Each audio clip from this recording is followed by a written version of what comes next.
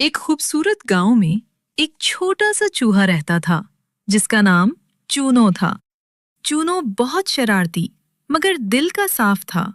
वो सारा दिन अनाज के गोदामों के चक्कर लगाता रहता और कभी किसी के दाने उठा लेता तो कभी बिल्ली से बचने के लिए दौड़ लगा देता।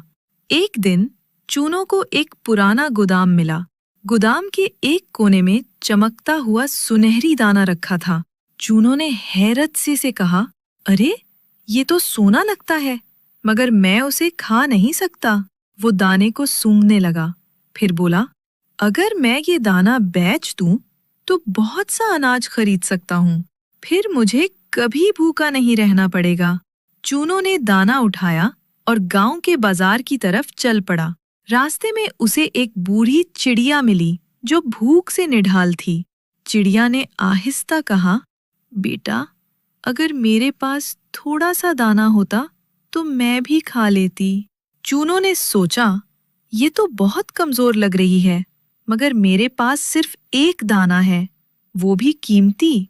फिर उसके दिल में एक आवाज आई, नेकी कभी जाया नहीं जाती। चूनो ने दाना चिड़िया के सामने रख दिया।